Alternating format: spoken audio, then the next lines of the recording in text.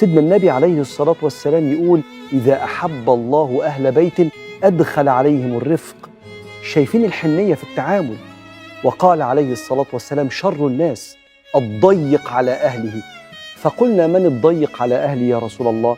قال: الذي إذا دخل بيته خشعت المرأة وفر الولد، فإذا خرج ضحكت المرأة واستأنس أهل بيته. يا نهار أبيض! لما يخش، لما نسمع صوت المفتاح كده نترعب، ده شر الناس. واللي لما نسمع صوت المفتاح نقول: بابا جه، بابا جه، ده دافع الثمن، ثمن التواجد بروحه مع الولاد ومع مراته اللي الولاد بيتعلموا منه يعني ايه حب ومودة ورحمة. ثمن مش سهل، بس كل أب يستاهل إنه يعيش وهو دافع الثمن. السلام عليكم ورحمة الله وبركاته. ازيكم عاملين ايه؟ يا رب تكونوا بخير. النهارده جاي لكم بفيديو جديد، بس قبل ما ابدا الفيديو بتاعي عايزه ارحب بكل الناس الامارات اللي دخلت القناه جديد. بجد اشتراككم ده على راسي من فوق. وطبعا برحب بالامارات اللي معايا في القناه من قبل كده، اللي مكملين بلايكاتهم وكومنتاتهم.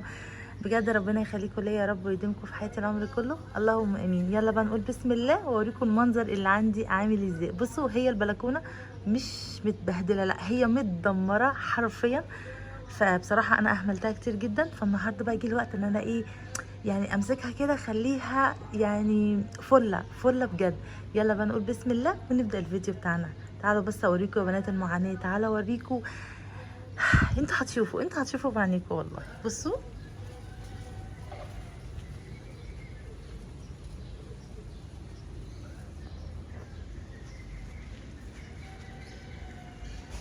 طبعا انتوا شايفين، انا مش هتكلم. بصوا المنظر، بصوا بصوا، محدش عيب عليا يا بنات بالله عليكم. بصوا المنظر، انا فعلا اهملت فيها كتير جدا، وبقالي فتره طويله جدا جدا ما بعملش فيها اي حاجه خالص غير اني ادخل انشر وبس.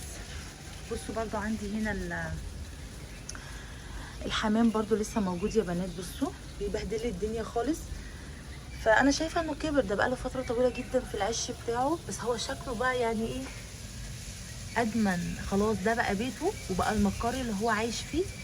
فقلت لا، انا بصراحه هشيل العش ده كمان معاكم النهارده، لان ما ينفعش ان انا اسيبه كده، بيبهدل لي الغسيل ومبهدل لي الدنيا جدا. فلا، بصوا شايفين برضو عامل لي ايه في النجيله. بصوا، فانا هشيله النهارده معاكم كمان، عشان بجد مش هينفع خالص ان انا ايه افضل سايباه كده. طبعا شايفين المنظر، انا مش هتكلم اصلا، انا مش هتكلم، هو المنظر واصف نفسه. بصوا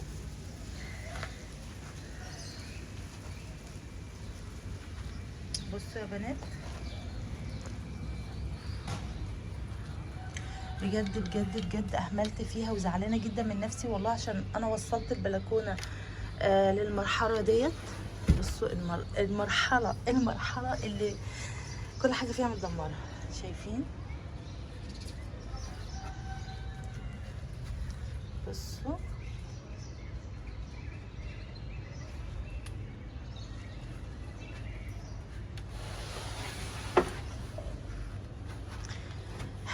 يلا بقى نشوف كده هنعمل ايه النهارده. هنظبط البلكونه، هنروقها، هنغسل النجيله، هنعمل كل الحاجات دي مع بعض. يا رب كده الفيديو يعجبكم، يا رب يكون فيديو كده خفيف على قلوبكم ويشجعكم ويخليكم دلوقتي تشوفوا ايه متبهدل عندكم في البيت، وتبداوا ان انتوا تظبطوه وتنضفوه، عشان بجد احنا ما ينفعش نوصل للمرحله اللي انا وصلت لها دي ابدا.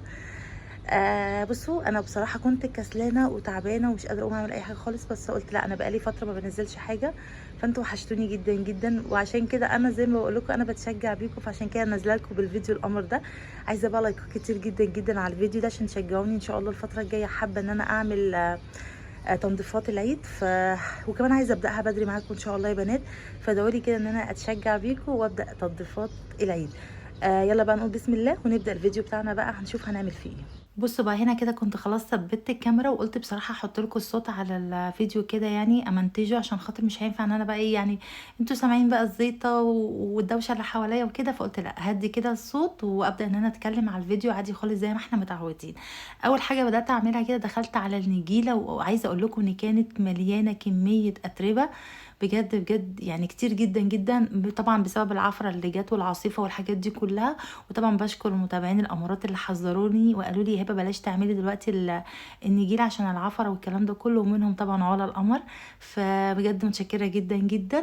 فبدات ان انا بقى بصوا بدات ان انا الم النجيله بتاعتي كده، وقلت اكنس تحتيها. انا بقى لقيت بصوا مهزله، لقيت بجد بجد الدنيا كانت خربانه خالص ومتدمره. فبجد انا مش عارفه انا وصلت للمرحله دي ازاي، بس عادي يعني. انا زي ما دايما بقول لكم انا مش هيرو، انا مش نشيطه جدا ولا اي حاجه. انا بيجي عليا وقت والله والله بكون يعني كسلانه اكتر منكم، بس بحاول اشجع نفسي بيكم، بحاول اشجع نفسي ان انا لا لازم اقوم واصور، ولازم ان انا بيتي دايما يبقى نظيف، ودايما لازم تبقى حياتي كده نظيفه. انا من البشر اللي بحب النظافه جدا جدا. طبعا عارفه ان كلنا بنحب النظافه، بس بيجي علينا وقت بنكسل وبنحس ان احنا مش قادرين نعمل حاجه في بيوتنا. فلا قومي كده اتنشطي واعملي اي حاجه. عايزه اقول لك كمان والله من اكتر الحاجات اللي بتخليني ابقى مبسوطه جدا وانا بنظف وبروق، هي بجد ان انا اجدد حاجه في البيت. اي حاجه والله يا بنات، انا لو جبت ورده ممكن اقلب الشقه كلها عليها. فعشان كده يعني مش اقلب الشقه ادور عليها، لا عشان ما تفهمونيش غلط، بس انا بقصد اقلب الشقه ان انا انضفها واخليها زي الفل عشان احط الورده دي على نظافه. فانا من نوعيه الناس اللي بجد بجد بحب جدا اجيب اي حاجه جديده في البيت، انضف بقى وابقى مبسوطه جدا ان انا في الاخر هفرشها. انتوا معايا؟ معني بالرغم ان انا ممكن يعني خلاص ورده احطها في الفازه وخلاص خلصت، بس لا انا ما بحبش كده خالص. انا اي حاجه اجيبها في البيت عندي احب انضف الشقه كويس جدا وانضفها عشان احطها. فبصراحه بصوا انا عايزه اقول لكم ان انا ما كانش في ضميري يعني اعمل دلوقتي خالص تنظيفات العيد، بس قلت لا ابداها كده بدري معاكم، عشان انا العيد اللي فات بصراحه يعني قصرت معاكم كتير وما لحقتش اعمل المطبخ وما لحقتش اعمل حاجات كتيره عشان انا بصور. انا دايما بقول لكم ان انا بصوا انا ما بحبش اعمل بدري، بس المره دي انا هعمل بدري. فان شاء الله نازله لكم بفيديوهات تحفه تحفه تحفه، هتبسكوا جدا وهتشجعكم وهتخليكم كده تقوموا تشقلبوا البيت عندكم، عشان انتوا امارات وتستحقوا كده ان انتوا دايما تعيشوا في مكان نضيف وقمر زيكم. انا بحبكم جدا، وطبعا متشكره على الناس الامارات اللي بجد وافقتني في الراي في الفيديو اللي فات. بصوا يا بنات، انا ما جيتش على حد وما اتكلمتش حاجه غلط في حق حد ولا اي حاجه من الحاجات دي خالص، ويشهد عليا ربنا.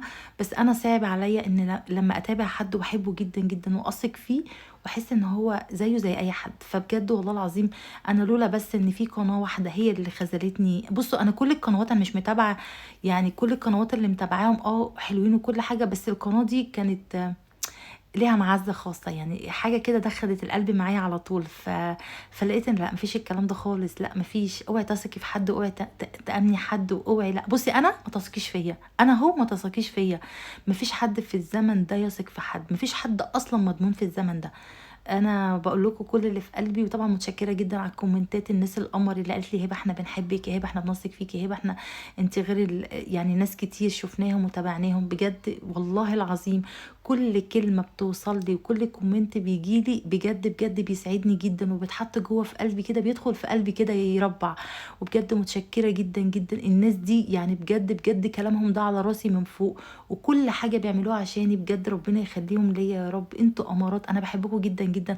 وعايزه اقول لكم على حاجه، انتوا لو فضلتوا العدد القليل اللي معايا، اللي هو انا معايا دلوقتي تقريبا داخله على 21,000 سبسكرايب، انا مبسوطه بيهم جدا وسعيده بيهم جدا، لاني واثقه ومتاكده ان كل الناس دي ناس محترمه، ناس امارات، ناس دخلت قناه والحمد لله ما فيش اي حاجه في القناه تخليهم يدخلوا يشتركوا حاجه يقدر الله يعني سمح الله وحشه ولا حاجه، لا كل حاجه عملتها الحمد لله رب العالمين باحترام بادب بكل حاجه حلوه. انا مش من القنوات اللي ممكن يعني احط صوره وحشه عشان اجيب مشاهدات، او اتكلم بطريقه وحشه، او اظهر مثلا. انتوا عارفين طبعا في قنوات كتيره بتعمل حاجات يعني مش حلوه كتير عشان خاطر تجيب مشاهدات. انا الحمد لله عمري ما عملت كده، ولا عمري في حياتي هعمل كده لو القناه دي هتجيب لي ملايين المشاهدات، لاني انا عارفه قبل اي حاجه ان الست او البنت عامه احترامها لنفسها هو ده اللي بيخلي كل الناس تحترمها. انتوا معايا؟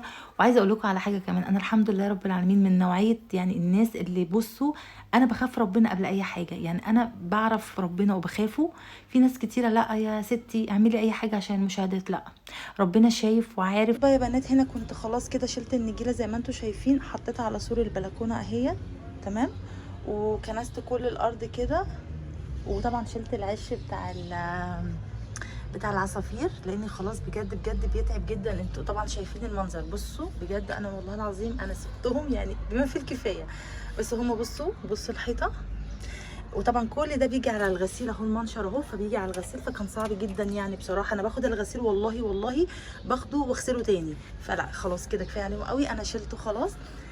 والنجيله اهيت هنزلها. بصوا انا هحدفها دلوقتي من البلكونه في الشارع، برضو هغسلها في الشارع تمام.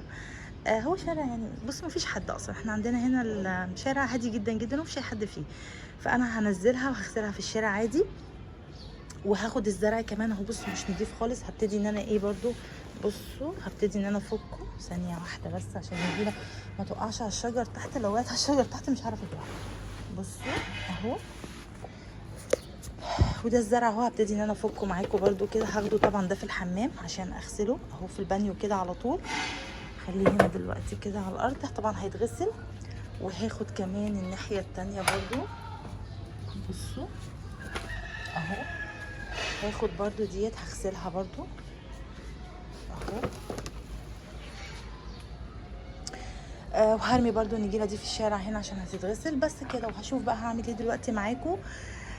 تابعوا معايا الفيديو ان شاء الله هيعجبكم. انا قلت بصراحه بقى ايه انضف البلكونه كده عشان استغلها في الصيف، في الجو الحر اللي احنا فيه دوت. قلت ان انا يعني اقعد فيها انا والولاد، اشرب فيها حاجه.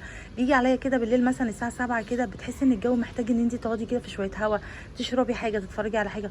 فقلت لا انا اظبط البلكونه كده واخليها زي الفل زي ما انتم طبعا متعودين عليها. فقلت ان انا لا خلاص بقى الصيف دخل علينا قوي قوي والجو بقى حر فعلا، فقلت لا اظبطها كده واخليها كده مؤهله ان احنا نقدر نقعد فيها والولاد تلعب فيها وكل الحاجات الحلوه اللي احنا ايه متعودين عليها ديت. فان شاء الله دلوقتي زي ما انتم عارفين هاخد النجيله وهرميها. فعشان كده خليكي دايما ماشيه كده في طريقك صح، صدقيني حتى لو مشاهداتك صغيره، حتى لو مش شرط بس يعني قناه، لو في اي حاجه في حياتك ملخبطه، طول ما انت ماشيه صح وربنا شايفك صدقيني كل حاجه هتعدي وكل حاجه هتبقى احسن، وربنا دايما هيديكي الاحسن والاصلح ليكي. فعشان كده انا بحبكم. انا بصوا عايزه اقول لكم والله العظيم انا لما بفتح الفيديو واتكلم بحب اقول كل اللي جوايا، بحب اتكلم معاكم. طبعا ناس كتير قالت لي احنا بنحب فيكي طبيعتك. اه طبعا انا معاكم طبيعيه. انا والله كمان مره وحياه ولادي، وانا ولادي من اكتر الحاجات اللي مستحيل احلف بيهم مش صدق، لا انا ولادي هم حياتي على فكره. واي ام هتحس بيا وتعرف ان الضنا بيبقى اغلى حاجه عندك في حياتك. وحياه ولادي كمان مره انا ما بقول كلام عشان اكسب متابعين او عشان خاطر استعطفكم ولا اي الكلام ده خالص، لا انا بحبكم واللي في قلبي على لساني. انا مش بحب اجمل كلام ولا اقول اي حاجه مش حساها. انتوا معايا انا بفتح الفيديو واتكلم فيه على طبيعتي، ببقى عايزه اطلع كل اللي جوايا ليكم. فاللي حاببني على الوضع ده تمام اهلا وسهلا، واللي مش حاببني برضو يعني خلاص هو حر وبراحته. وطبعا انا مش هجبر حد انه يتفرج عليا. نكمل الفيديو بتاعنا عشان انا رغايه وعماله اتكلم كتير جدا وانا عارفه ان انا بصدعكم، بس الفيديو النهارده يستحق ان انتوا تتصدعوا بجد. فيديو قمر جدا هو بصراحه. بصوا الدنيا كانت متشقلبه هنا بقى. كنت نزلت النجيله بتاعتي في الشارع وخدت بالمره بقى الزرع بتاعي. قلت لا مفيش داعي ان انا اغسله في الحمام في البانيو هيبهدل الحمام. قلت لا يعني لغوصه بلغوصه وبهدله في الشارع، خليه يتغسل في الشارع عادي مع النجيله. عايزه اقول لكم ان النجيله دي من اكتر الحاجات اللي بجد تحفه يا بنات. فعلا اللي اخترعها بجد يعني انا مش عارفه اقول له ايه بصراحه. بشكره جدا عشان خاطر بجد يعني نجدني من حاجه كنت بعاني منها فعلا.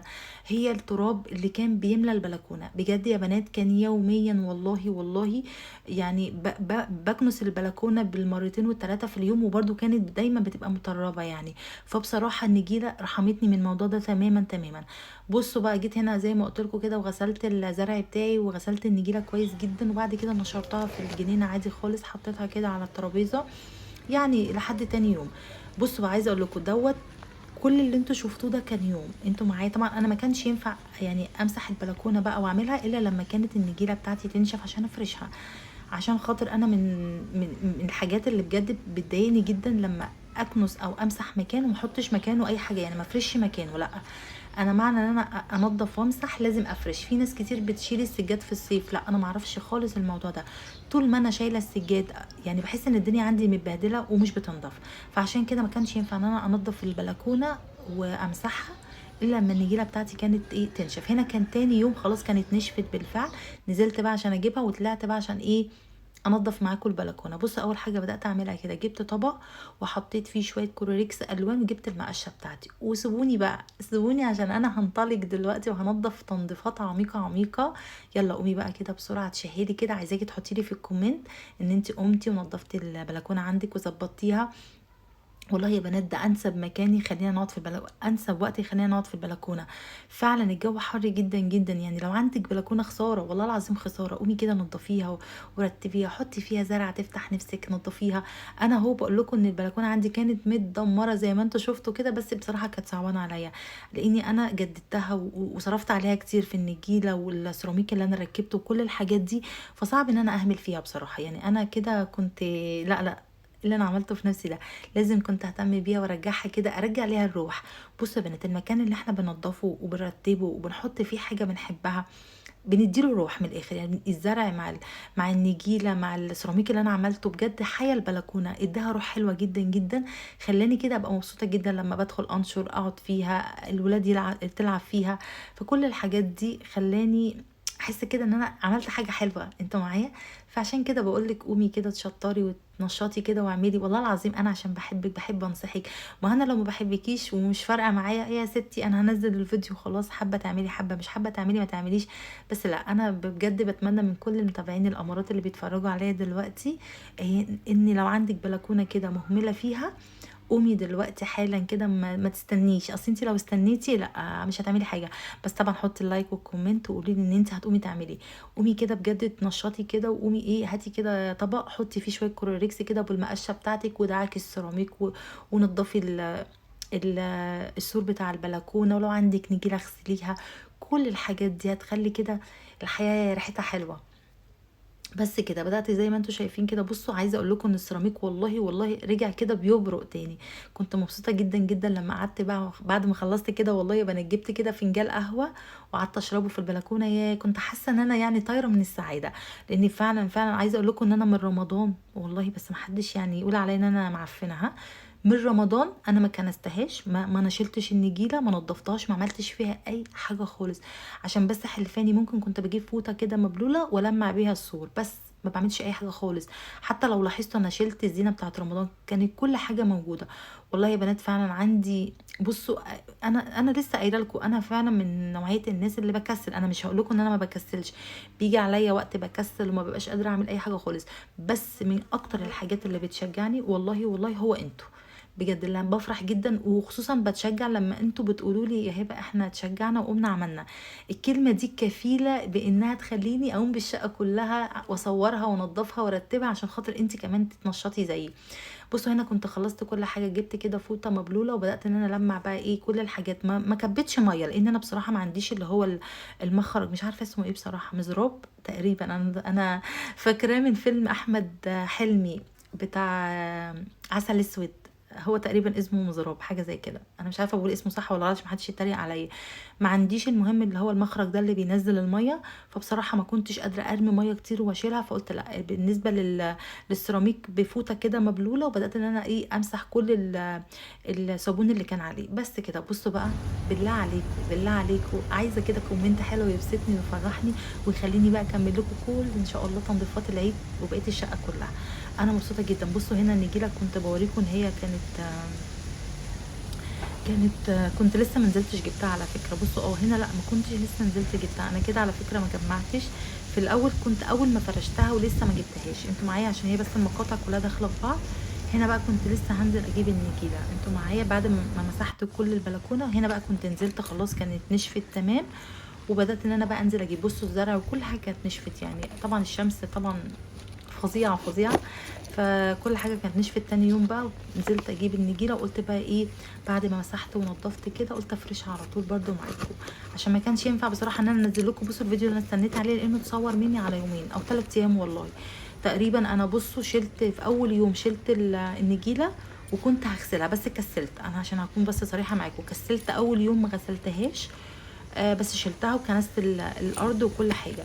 وتاني يوم غسلت النجيله، وطبعا ما كانش ينفع ان انا انضف البلكونه من غير ما النجيله تنشف. وتالت يوم كانت النجيله نشفت معايا بقى فنضفت البلكونه وفرشتها معاكم. يعني شفتوا الفيديو الواحد خد مني مجهود قد ايه يا بنات. والله احنا بنعاني، والله انا بعاني، اي ست اصلا في الدنيا دي واي ام. الله يكون في عوننا يا بنات، والله العظيم احنا لينا الجنه اصلا، والله العظيم احنا لينا الجنه.